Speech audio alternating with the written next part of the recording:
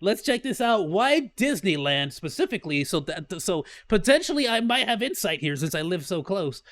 Built the worst thrill ride ever. The rocket pods, rocket rods, rocket rods. Let's check it out, my dudes. This video is a request from YouTube user Bunny Gal. Epilepsy warning for flashing lights and colors. Shout out to Bunny Gal. You have such an adorable icon. Rods at California's Disneyland. This attempt at turning a slow-moving transportation system into a thrill ride was one of the worst. Oh my goodness, I've seen those all over the park. They still have the legwork effectively. They still have all the bridges and the stuff. And I always wondered what the heck that was for. I finally got an answer to that. The tracks are still there. Worst mistakes ever made by the park. Its engineering the actual ride isn't. And the way it wrecked one of the park's most beloved attractions can easily qualify as the worst thrill ride ever. But what made this attraction so terrible? Let's find out today, right here on Theme Park Crazy. At least from the last time I visited Disneyland, those tracks are still there. All the way back at the 1964 World's Fair. Not only did future Disney theme park attractions like the Carousel of Progress and It's a Small World make their debuts, but another attraction named the Magic Skyway was in operation. Though Walt Disney himself didn't oversee this project, it was worked on by his Imagineers. This slow-moving ride had guests traverse an elevated track that went over park paths and through dioramas. The ride was sponsored by auto company Ford. Bro, if you still had this with classic cars like these, Ford classic Mustangs, classic like whatever, but it doesn't necessarily have to be Ford, but just some classic rides? Are you kidding me? That would get so much attention. Hence the actual Ford cars used on the ride. Though the ride was scrapped at the end of the especially if you like bring in some of that LA like lowrider freaking like flavor. Fair, Walt was heavily inspired by the Skyway.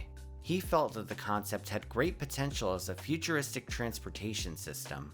As such, he decided to bring the experience to Disneyland. With the Tomorrowland section undergoing a sizable renovation, he figured this would be a perfect addition to it. Ford declined to sponsor the ride again, as they didn't want to support. Like, most people will never get a chance to go on classic rides, like real like legacy vehicles. This would be like just specifically cars that have been modified so you can't like drive off with it and stuff, you know? But just to be able to get the feeling of a legit like freaking classic, that would be so dope. People would line up for this, dude, from around the world. Something that could theoretically replace their automobiles. Nevertheless, the proposed Skyway would soon begin development in California. Walt sadly wouldn't live to see this ride open, but his Imagineers still worked tirelessly to get the new attraction built.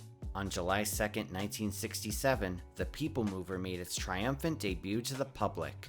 Rather than Ford vehicles, the People Mover used covered trains that could sit up to 16 people at a time. At Disneyland, the course took guests on a scenic ride over the walkways. It also went through a number of gift shops and ride buildings.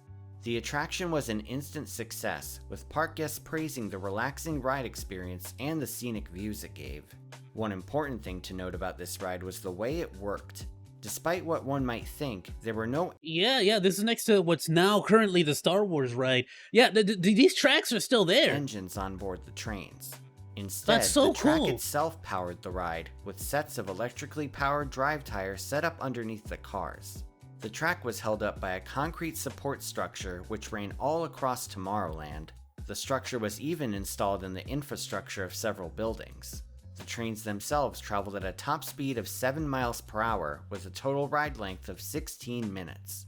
Though it certainly wasn't meant to be a thrill ride, it was still a solid transportation ride that was a perfect fit in Tomorrowland. Still though, there was an attempt to make the ride more thrilling in the 70s. In 1977, the park introduced a super speed tunnel to the ride. What the park did was take one of the ride's existing tunnels and project race cars on the walls. This gave guests the illusion that they were speeding up, while they still remained at the same speed. Despite the ride's success, Tomorrowland soon faced an issue. The land's vision of the future from the 1960s. That sounds dope, actually, given that illusion. I wouldn't mind that. Like, I still think it would be dope to have a section where You could pass through the Space Mountain and just watch other people as they're going through the elaborate Space Mountain ride. That would be sick. These inevitably became dated.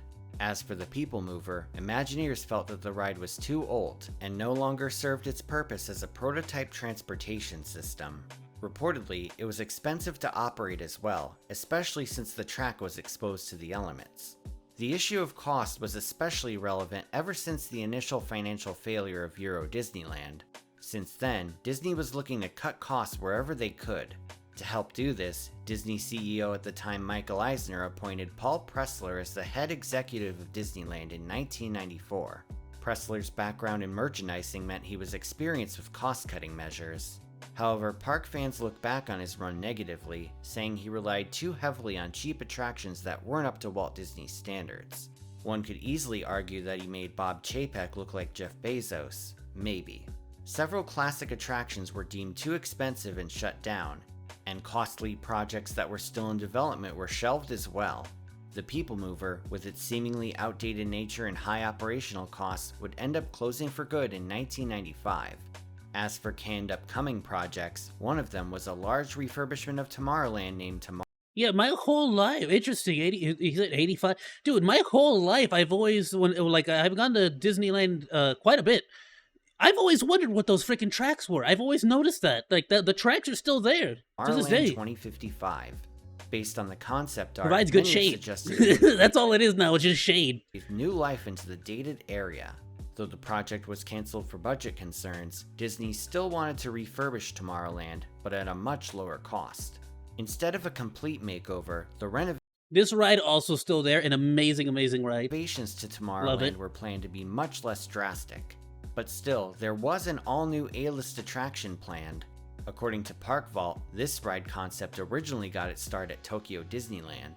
The Oriental Land Company, who operates the park, once planned their own refurbishment of their Tomorrowland. The proposed makeover would feature a thrill ride named Rocket Bikes.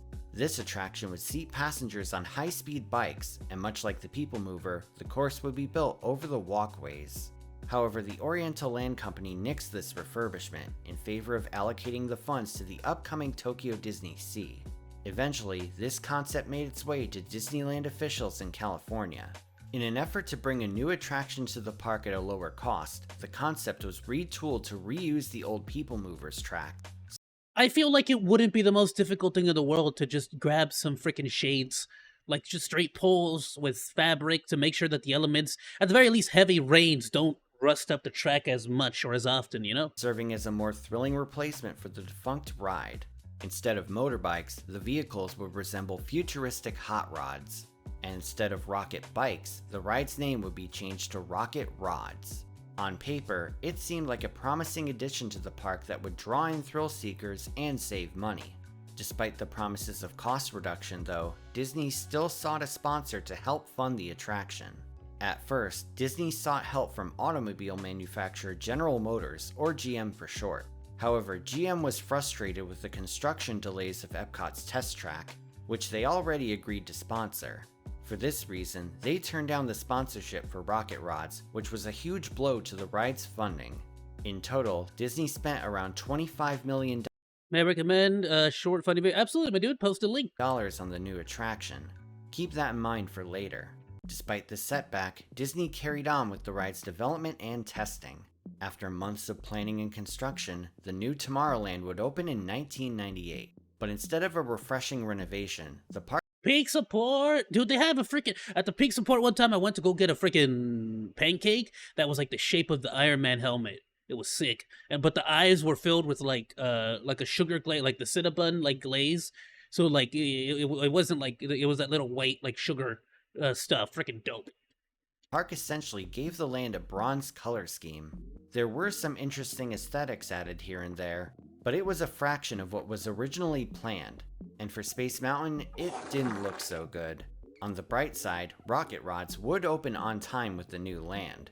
Unfortunately, dark times were ahead for this new attraction. The ride experience went as followed. After a pre-show about the history of transportation, guests boarded the Rocket Rods. Gone were the 16-person trains of the People Mover, and in their place were a set of 5-person cars resembling sci-fi dragsters. These featured See, that's one thing that for some reason every single like theme park, and I'm talking to you nuts, scary nuts berry farm, like every single ride is just like, nah, I want to have like 2, 3 people. Also, can we bring back giant chairs? Because big people with thick thighs like myself, even though I don't weigh that much, I have thicky thighs. And so I don't fit in all the freaking rides at nuts. It's freaking annoying. And then, of course, like, even people who don't have thicky thighs, like me, my brother and cousins are really tall. And so rides at nuts also, like, even if they're like, because one of my cousins is as skinny as a freaking twig, dude, like Skinny Bone Jones over here, and he's too tall for the freaking ride. So it's like either you're too thick from the thighs or you're too tall from your knees, and then so you can't fit into any of the rides, and then on top of that they only fit like 4 or 5 people. It's like, what? Why don't we make more rides like the other one where like 16 people could fit in it, dude? It would cut back on so many lines. So many lines. It's the most annoying part of the lines that you have to wait in are the most annoying parts of the freaking rides. Look at the Star Wars ride. Like, even though they have ginormous lines, the lines are constantly moving because you fit like 20, 30 something people in one of those vehicles. It was freaking sick. Rubber tires that ran on top of the track, as well as a separate set of wheels underneath that attached I'm opening up to a Discord single right now. middle Sorry. rail. On board I'll each grab that video, vehicle was an Master Sam. electric motor system, which interacted with bus bars on the track to power the vehicles at varying speeds. The ride's top speed was over 4 times faster than the People Mover, going from 7 miles per hour to 30 miles per hour. This made it the fastest ride at Disneyland, which assisted its marketing campaign. Oh, Psychic Pebbles. I'm a As huge fan of result Psychic this Pebbles. change, the ride's Have you duration seen- also went from We'll talk about it after this one, but 16 minutes to just around 3. Shortly after boarding, the vehicles approached the straight section where they would be launched forwards at top speed. While this did seem fun at first, the fun was short-lived, as the vehicle's speed suddenly slowed down before the turn. And here was the first big problem with this ride. While the original People Mover track was changed to accommodate a high-speed ride, the layout's turns were not. For context, roller coasters required banked turns during high-speed moments. This reduces uncomfortable lateral forces and allows for less strain on the track. that Anyone ride who's played looks Roller sick. Coaster Where is that Tycoon one at? knows this. However, the turns on rocket rods were not banked. Instead, the cars were slowed down before each turn, which absolutely killed the pacing. Essentially, rocket rods was the equivalent of fruit stripe gum, an initial burst Amazing. of fun before becoming a buzzkill. Disney Absolutely. did plan to Let me tell bank you something. Let me tell you something right here. Killed the Okay, pacing. this is some child. This is Essentially, some. rocket This rods is was my the childhood right here. Do you have any idea? 17. You know why they put 17 sticks of gum in this? Because you literally went through the entire packet in 5 minutes. This is the reason why 5 gum was invented. Okay, you know why? Because you would eat one, and then it would immediately run out of flavor, so you'd spit it out and eat another one, and like they had to buy each kid one of these packs, bro. I swear they did it on purpose. So you'd have to keep buying more and more packs, bro. You would kill this in less than 5 minutes. The entire 17 sticks of gum. equivalent of fruit stripe gum, an Frickin' initial burst of best- fun before best becoming a frickin' buzzkill. gum. Best Disney gum in the did world. plan to bank the turns at first, but the loss of GM as a sponsor forced them to further cut costs. Aside from the speed changes, the course stayed the same as the People Mover. However, because of the higher speeds, guests were no longer able to appreciate the scenic views of the shops and ride buildings.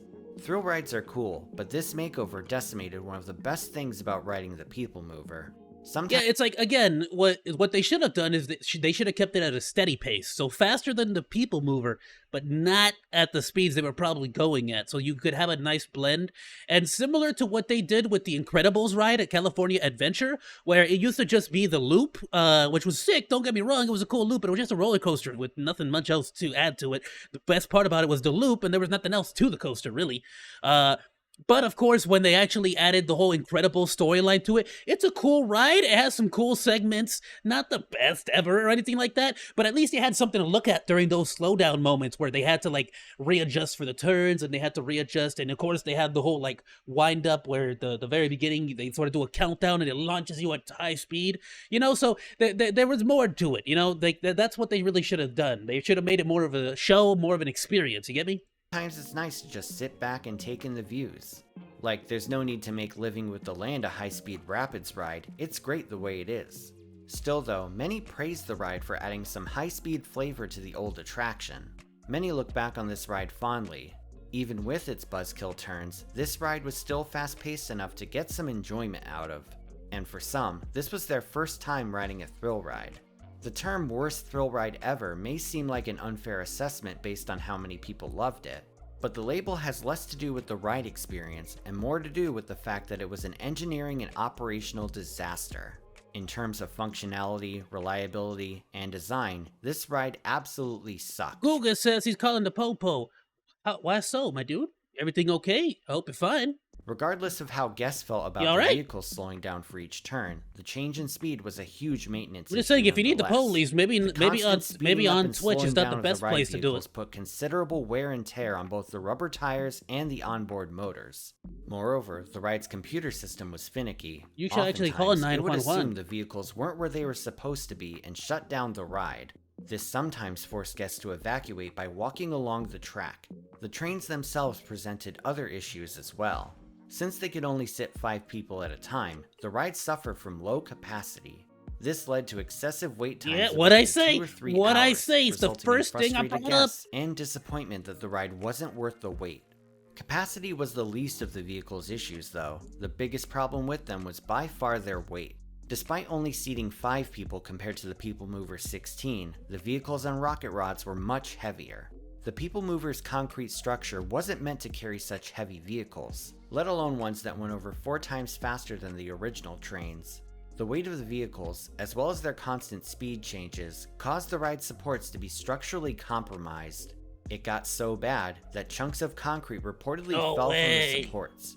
There was also Oh, I think I just got a brand new freaking terror, my dude. I think I just got a brand new fear. Next time I go to the park, next time I go to Disneyland, I'm gonna be looking at the freaking tracks like, you better not, bro. a rumored incident involving a piece of the braking system breaking off from the ride and being flung across. Master Sam says, I just remember another VTuber I was watching a few days ago who ran into technical problems during stream, and when trying to change the settings of the system, he remember he had changed the language on a piece of Japanese. That's sick, though.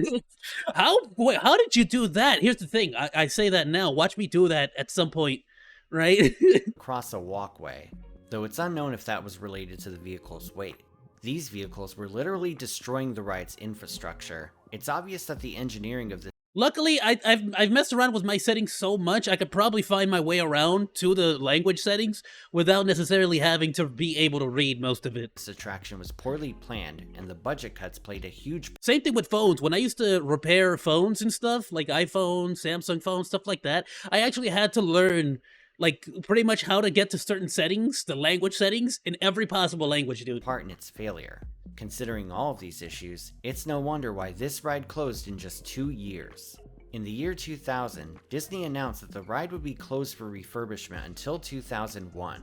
However, once the full extent of the structural damage was brought to light, the decision was made to cancel the refurbishment and never reopen rocket rods. And the worst part was that due to the damage to the ride's structure, Disneyland was unable to bring back the classic People Mover. Because the ride's path went around Tomorrowland, There it is! Yes!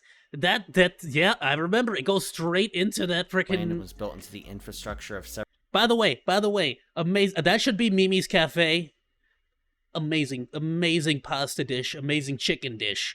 The chicken dish. Oh, they have a pretty good. They have a really good chicken Alfredo. buildings. Repairing the track would be costly, time-consuming, and force Disney to shut down a good Like you majority could tell, of you could tell Tomorrowland to it do was so. like a track. Plus, I they just would didn't still have to build understand it up to my whole code to today's childhood. safety standards. I Simply can't put, believe- the only way to repair the track At 27 years old, my whole childhood going to Disneyland, I've been trying to figure out how does that work. and bring back the People Mover would be to completely redo it from scratch. To this day, the track remains abandoned at Disneyland, serving as a reminder of one of the park's biggest mistakes ever. In the end, Disneyland ended up decimating a classic attraction to build a $25 million thrill ride that only operated for 2 years before being abandoned. For context, $25 million is the same cost as the world's tallest operating roller coaster, King Ka at Six Flags Great Adventure. Imagine if Six Flags built that ride, only for it to close 2 years later and sit abandoned to this day. Though those who grew up with rocket rods remember it fondly, fans of the People Mover loathe it for what it did to the classic ride. Overall, Luckily, I didn't know either or. It was before I was even born, so who cares? But no, I mean, I can understand that because it's like, oh, that stinks, dude. Because honestly, the idea of the people mover is such a cool like concept. Just being able to enjoy a nice leisurely ride throughout the entire park. It was a huge waste of time, a huge waste of money, and a huge failure. But the I wonder why they haven't gone back and either reinforced the structure or just redone the structure in its entirety. worst part is that this wouldn't be the only time a ride refurbishment at Disneyland went wrong.